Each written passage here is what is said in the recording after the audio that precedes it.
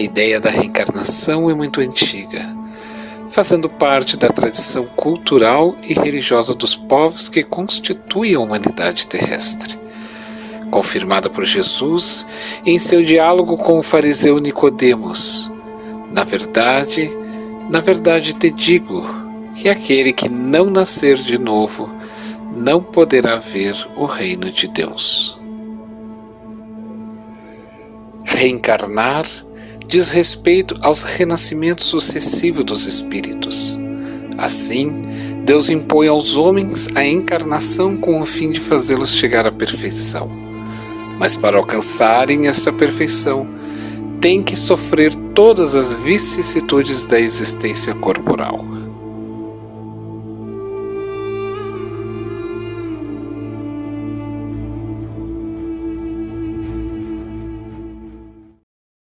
A encarnação tem ainda outra finalidade, a de pôr o espírito em condições de cumprir sua parte na obra da criação.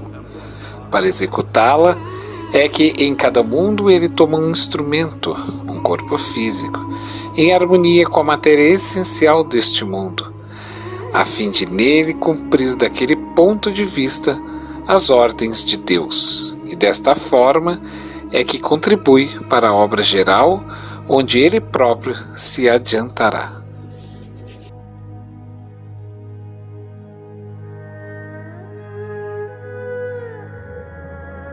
É aceita como lei natural que favorece a evolução do espírito.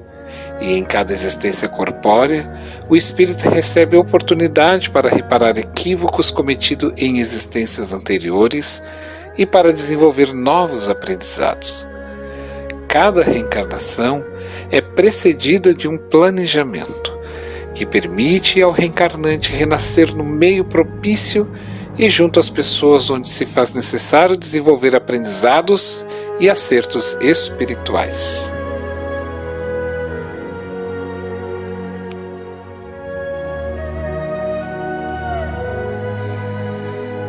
A reencarnação expressa a justiça e a misericórdia divina, que não condena o infrator ao inferno eterno, tal como apregou algumas interpretações religiosas. Antes, porém, concede ao espírito a oportunidade de corrigir os seus erros cometidos devido à própria ignorância de não saber medir as suas consequências e as próprias ações, magoando ou prejudicando pessoas. Nestes termos, a reencarnação é por princípio o reajuste da consciência culpada perante as leis sábias e amorosas que governam o universo, e que ninguém dela está livre.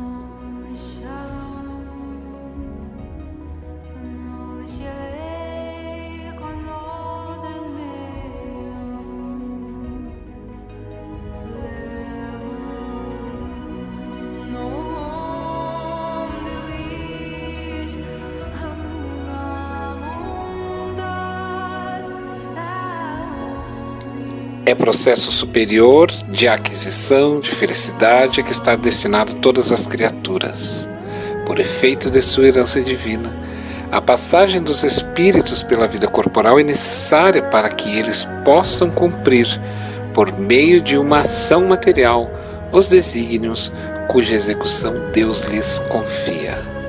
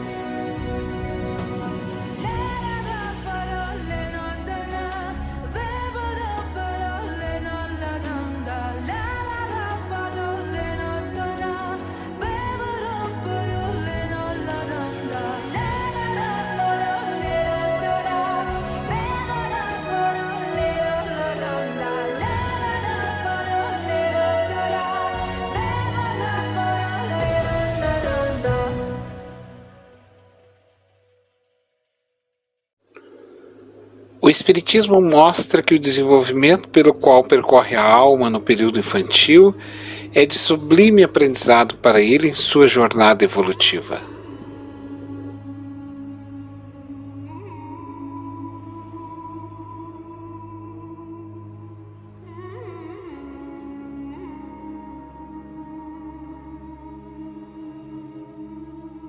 O espírito transita de uma para outra reencarnação.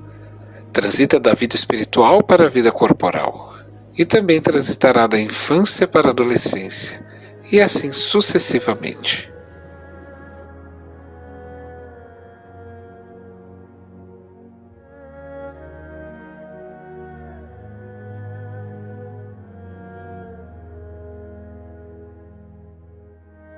O espírito vem de 2 traumas, ou 2 grandes mudanças.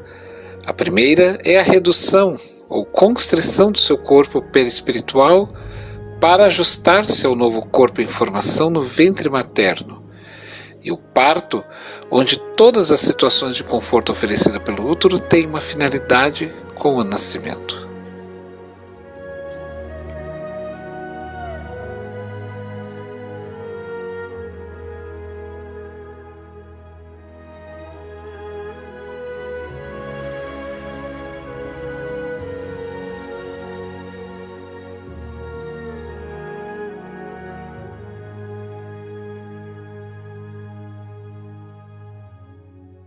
Tendências e aptidões encontram-se camufladas e só paulatinamente afloram, exigindo a intervenção educativa dos pais e dos demais educadores.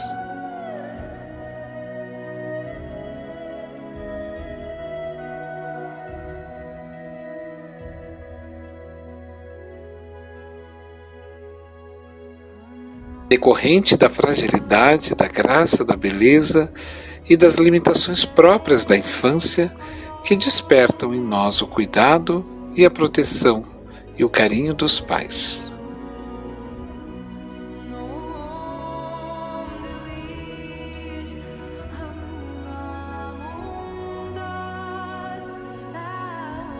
No estado transitório da infância corporal, o espírito é mais sensível e moldável às impressões que sobre ele exerçam todos os agentes educativos.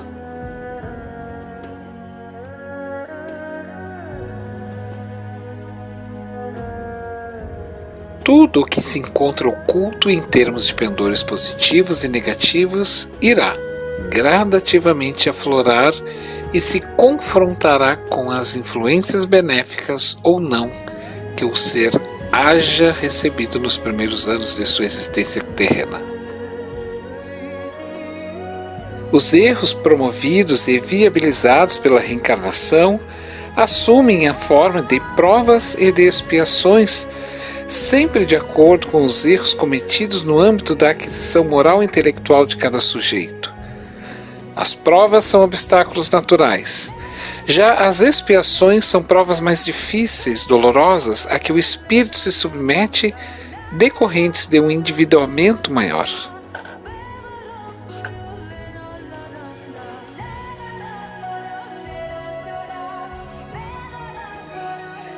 Na pergunta 392 de O Livro dos Espíritos, Allan Kardec questiona os imortais. Por que o espírito encarnado perde a lembrança do seu passado? O homem nem pode e nem deve saber tudo. Deus assim o quer na sua sabedoria. Sem o véu que lhe encobre certas coisas, o homem ficaria ofuscado como aquele que passa sem transição da obscuridade à luz. Pelo esquecimento do passado, ele é mais ele mesmo. Se não temos, durante a vida corpórea, uma lembrança precisa daquilo que fomos e do que fizemos de bem ou de mal em nossas existências anteriores, temos, entretanto, a sua intuição. E as nossas tendências instintivas são uma reminiscência do passado, as quais a nossa consciência, que representa o desejo por nós concebido de não mais cometer as mesmas faltas, adverte que devemos resistir, assinala Allan Kardec.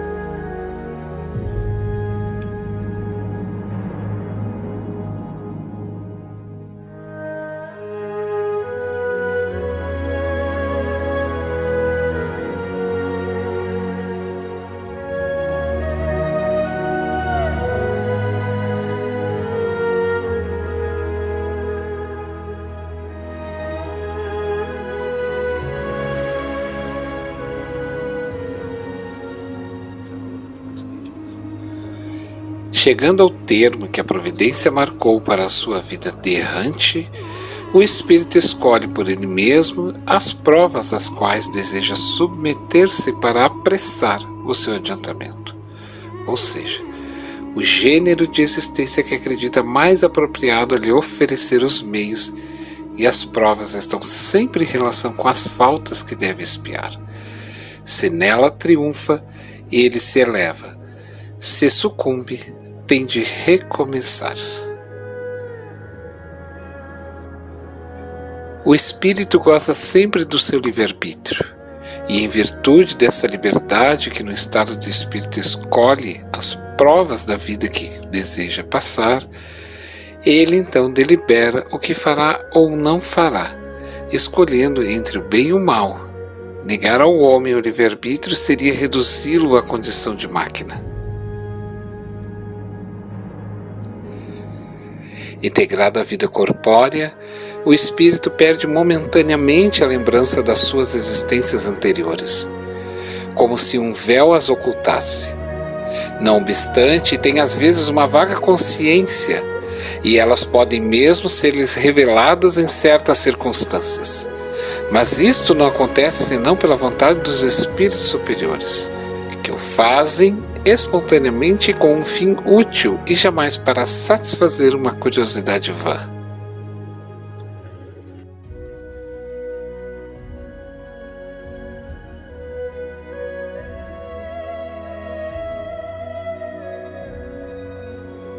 O esquecimento das faltas cometidas não é obstáculo à melhoria do espírito, porque se ele não tem uma lembrança precisa, o conhecimento que delas teve no estado de errante e o desejo que concebeu de as reparar guiam-no pela intuição e lhe dão o pensamento de resistir ao mal.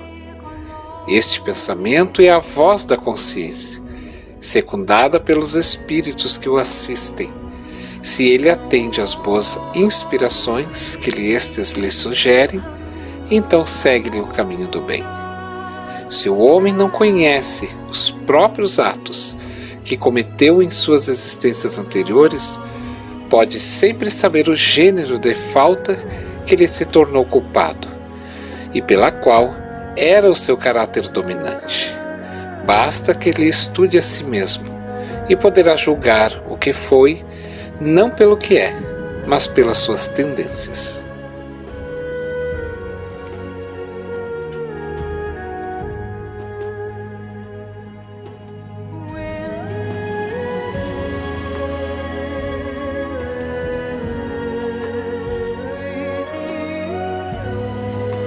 Somos seres pré-existentes e interexistentes, porque existimos antes e além das dimensões físicas, expandindo-nos em espírito no tempo e no espaço. A criança é um espírito reencarnado.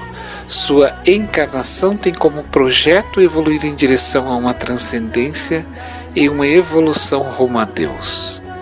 A vida é educação permanente, busca de aperfeiçoamento moral e intelectual.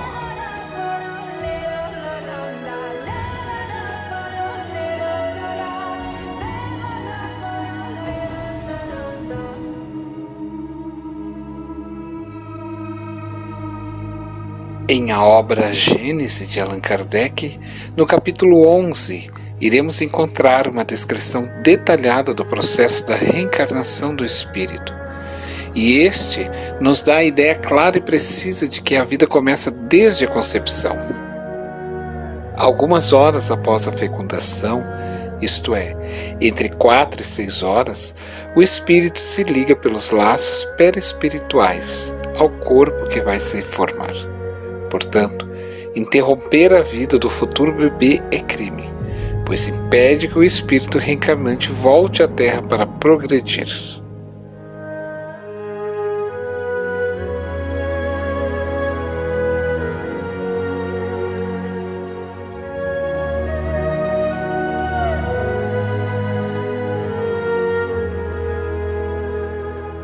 A doutrina espírita trata clara e objetivamente a respeito do abortamento na questão 358 da obra básica O Livro dos Espíritos de Allan Kardec.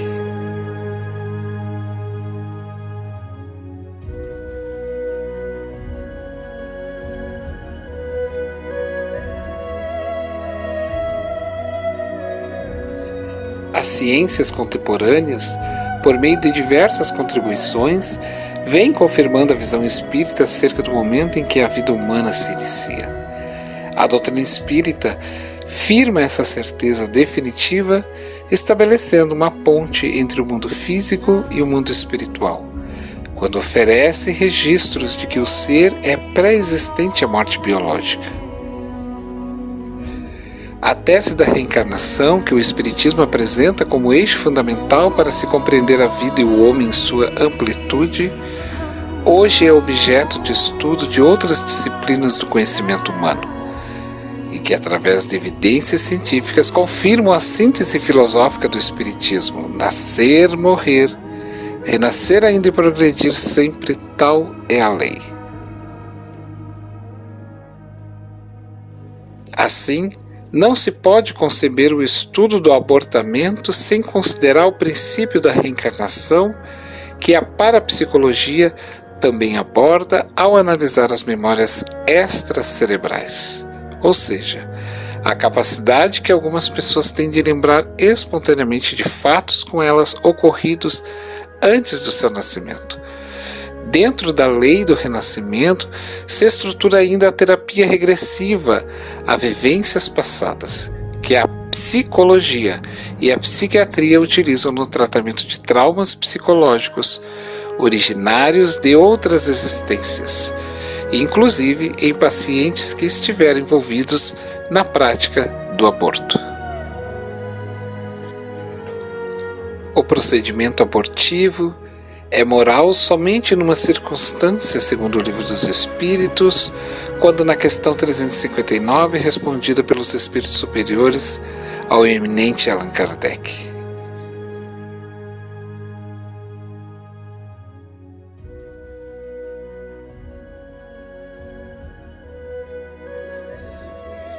Com o avanço da medicina, torna-se cada vez mais escassa a indicação deste tipo de abortamento.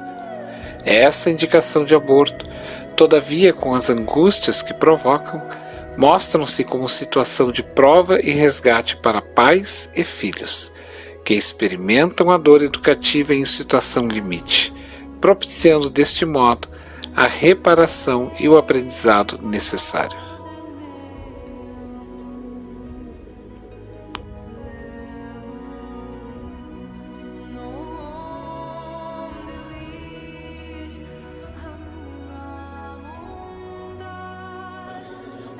Justo é se perguntar se foi a criança que cometeu o crime.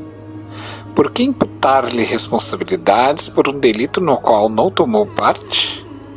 Portanto, mesmo quando uma gestação decorre de uma violência, como a de um estupro, a posição espírita é absolutamente contrária à proposta do aborto, ainda que haja respaldo na legislação humana.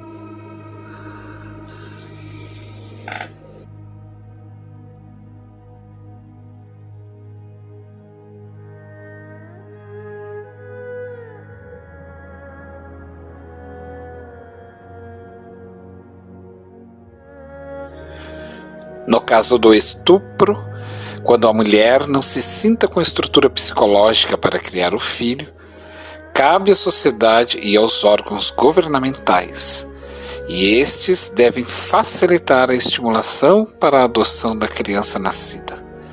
Ao invés de promover a sua morte legal, o direito à vida está naturalmente acima do ilusório conforto psicológico da mulher.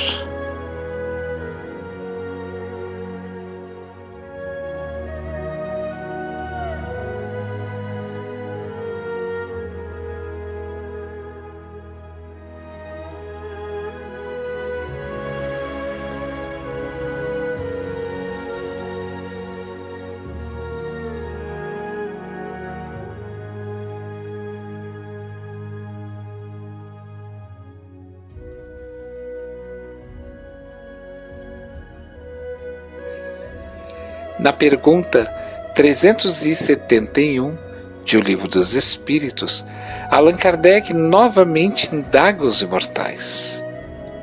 A opinião de que os deficientes mentais teriam uma alma inferior tem fundamento?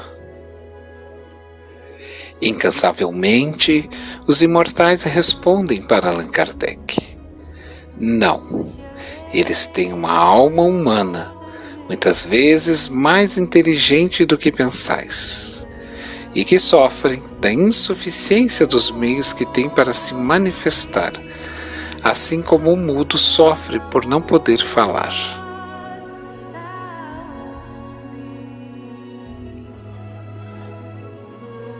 Mas qual o objetivo da providência ao criar seres infelizes como os loucos e os deficientes mentais? Fica evidente deste modo que mesmo na possibilidade de o feto ser portador de lesões graves e irreversíveis, físicas ou mentais, o corpo é sempre instrumento de que o espírito necessita para a sua evolução, pois que somente na experiência reencarnatória terá condições de reorganizar a sua estrutura desequilibrada por ações que praticou em desacordo com a lei divina. Dá-se também que ele renasça em um lar cujos pais, na grande maioria das vezes, estão comprometidos com o problema e precisam igualmente passar por essa experiência reeducativa.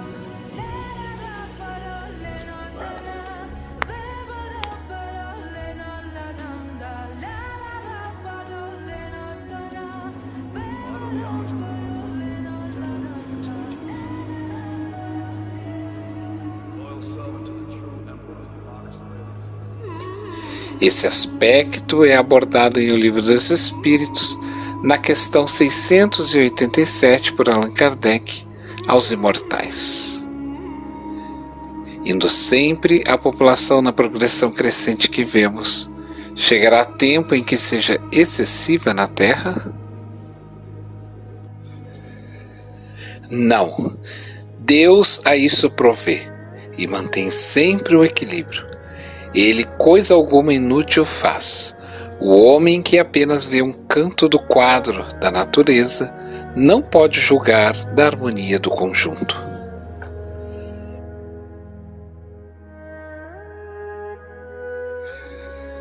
Em O Evangelho segundo o Espiritismo, no capítulo 25, a afirmativa de Allan Kardec é esclarecedora.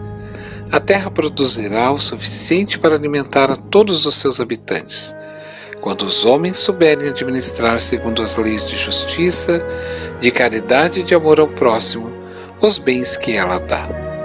Quando a fraternidade reinar entre os povos, como entre as províncias de um mesmo império, o momentâneo supérfluo de um suprirá a momentânea insuficiência de outro, e cada um terá o necessário.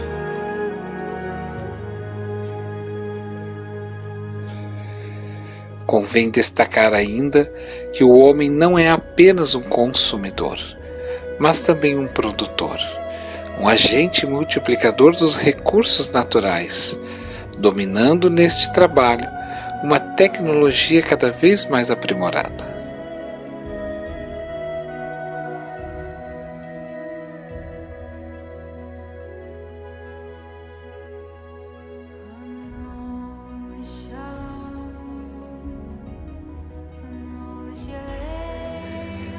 Invoca-se o direito da mulher sobre o seu próprio corpo como argumento para a descriminalização do aborto, entendendo que o filho é propriedade da mãe, não tem identidade própria e ela é quem decide se ele deve viver ou morrer. Não há dúvidas ao direito da escolha da mulher em ser ou não ser mãe. Esse direito ela o exerce com todos os recursos que o avanço da ciência tem proporcionado, antes da concepção. Quando passa a existir, também o direito de um outro ser, que é o do nascituro, o direito à vida que o sobrepõe ao outro. Estudos científicos recentes demonstram que já sabia há muito tempo. O feto é uma personalidade independente que apenas se hospeda no organismo materno. O embrião é um ser tão distinto da mãe que, para manter-se vivo dentro do útero, necessita emitir substâncias apropriadas pelo organismo da hospedeira.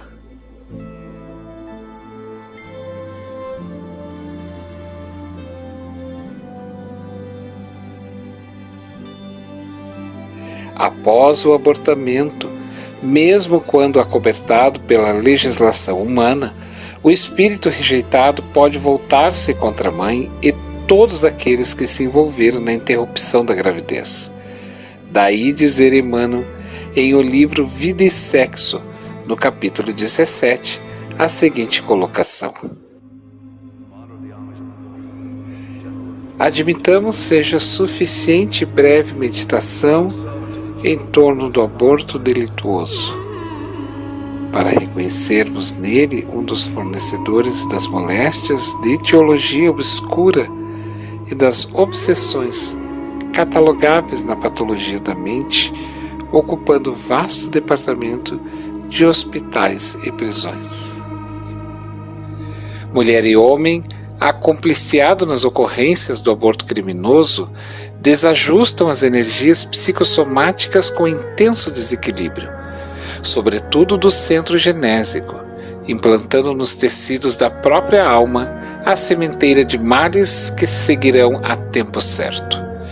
Não só porque o remorso se lhe estranha no ser, mas também porque assimilam inevitavelmente as vibrações de angústia e desespero, de revolta e vingança dos espíritos que a lei lhe reserva para filhos. Desta forma, porém, compreendem-se as patologias que poderão emergir no corpo físico, especialmente na área reprodutora, como desaguardas energias perispirituais desestruturadas, convidando o protagonista do aborto a reharmonizar-se com a própria consciência.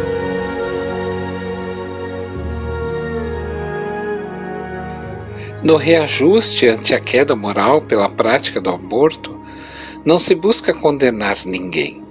O que se pretende é evitar a execução de um grave erro, de consequências nefastas, tanto individual como socialmente, como também sua legalização, como asseverou Jesus: eu também não te condeno, vais e não tornes a pecar. Não importa. A vida é um bem outorgado. É um mistério, um segredo entre o possuidor dela e o seu Criador. Nenhum médico, nenhuma nação, ninguém tem o direito de interferir na vida. Não foi sem razão que Jesus respeitou os 10 mandamentos recebidos por Moisés. E um deles é muito claro: não matarás. Nós acreditamos que a dignidade do ser humano vem da alma. Voltamos aos princípios de Platão e Aristóteles. Cada concepção é uma nova oportunidade de vida na Terra, é um novo projeto existencial que deve ser respeitado no contínuo zigoto velho. E o respeito ao embrião, deficiente ou não, é o respeito ao contínuo. Esse contínuo, senhoras e senhores, tem bilhões de anos de evolução. 3 bilhões e 600 milhões de anos de evolução. E cada um de nós está aqui porque sua mãe assim o quis. Ainda estou sob impacto da paz.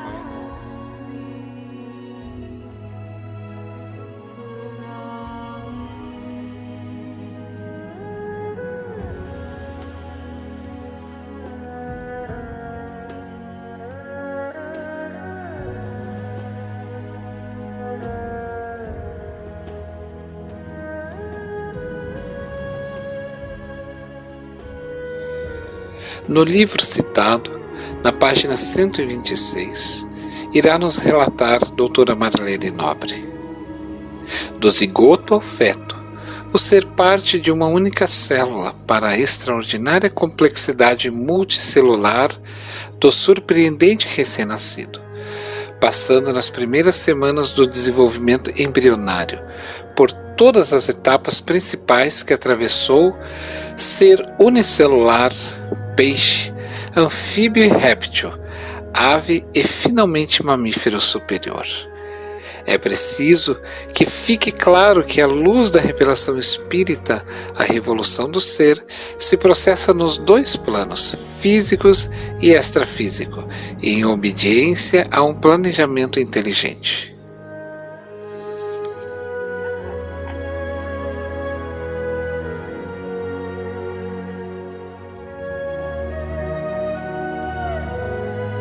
No que tange às razões médico-científicas, a doutora Marlene Nobre, ex-presidente da Associação Médica Espírita do Brasil, em trabalho do gênero, assinala em seu livro O Clamor da Vida uma espécie de síntese da nossa caminhada evolutiva.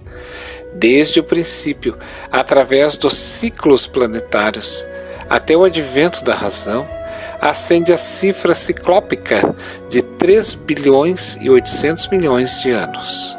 Segundo os dados da ciência, acrescenta depois que o zigoto ou célula-ovo, depois de fertilizados, estão os germes de sua evolução fisiológica, até que ocorra o nascimento, repetindo na sua gestação, por via da ontogênese, todas as suas evoluções filogenéticas de bilhões de anos.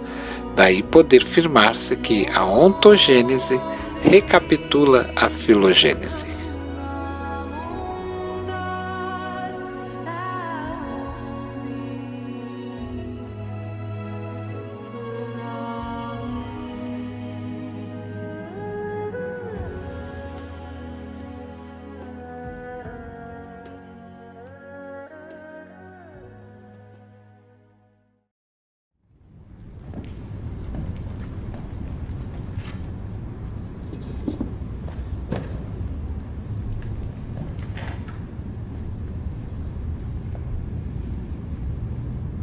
Seja bem-vindo, meu amigo.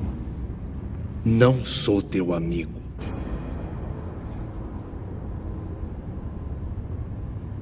Quero justiça.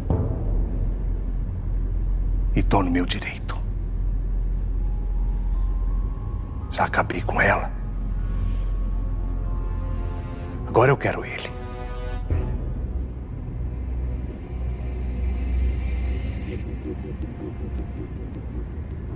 E você tá me atrapalhando.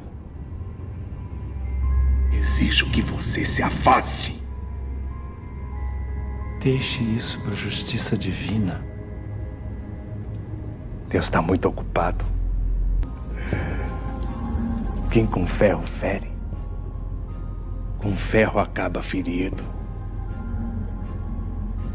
O que foi que te fizeram? Você sabe muito bem. Não. Eu não sei.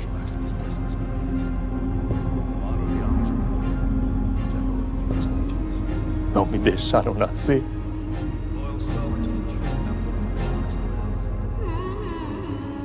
E agora eu quero justiça. A proposta de recuperação e reajuste que o Espiritismo oferece é de abandonar o culto ao remorso imobilizador, a culpa autodestrutiva e a ilusória busca de amparo na legislação humana, procurando a reparação mediante a reelaboração do conteúdo traumático e o novo direcionamento na ação comportamental, o que promoverá a liberação da consciência através do trabalho no bem, na prática da caridade e da dedicação ao próximo necessitado, capazes de edificar a vida em todas as suas dimensões. Proteger e dignificar a vida, seja do embrião, seja da mulher, é compromisso de todos os que despertaram para a compreensão maior da existência do ser.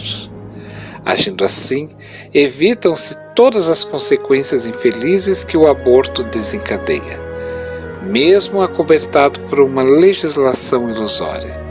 O amor cobre a multidão de pecados, nos ensina o apóstolo Pedro.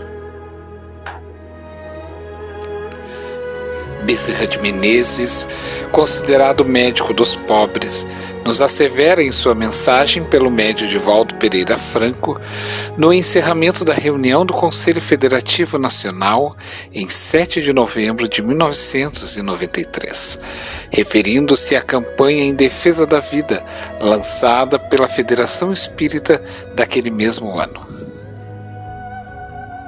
A vida, diz-nos ele, sobre qualquer aspecto considerada, é dádiva de Deus que ninguém pode perturbar.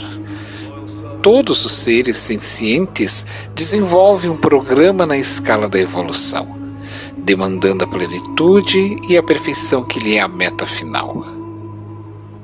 Preservar a vida em todas as suas expressões é dever inalienável que assume a consciência humana no próprio desenvolvimento da sua evolução. Não temamos nunca, afirma-nos Bezerra de Menezes. Estejamos unidos na defesa da vida em uma família espiritual digna, suportando reveses e incompreensões. Ser espírita hoje é o mesmo que ter sido cristão ontem. Tem vida sim, afirma-nos Joana de Ângeles, embora em padrões diferentes dos considerados normais pelo conhecimento genético atual. E quando a humanidade mata o feto, prepara-se para outros hediondos crimes que a cultura, a ética e a civilização já deveriam ter eliminado do vasto processo do crescimento intelecto-moral. E doloroso karma passarão aqueles que deixaram-se levar pelo ato ignóbil.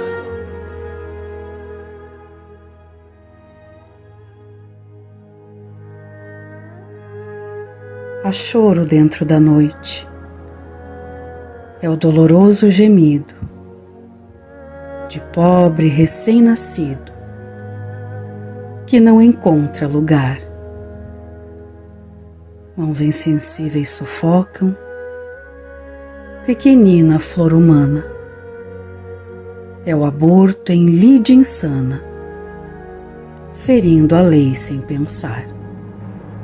Ah, quantas almas formosas nos planos em que me movo, sonhando nascer de novo, no entanto, rogam em vão. Agasalham-se no amor, mas em lágrimas convulsas, ei-las batidas e expulsas, a golpes de ingratidão. Irmãos da terra, escutem, detende a marcha do aborto. Estendei vosso conforto aos companheiros do além.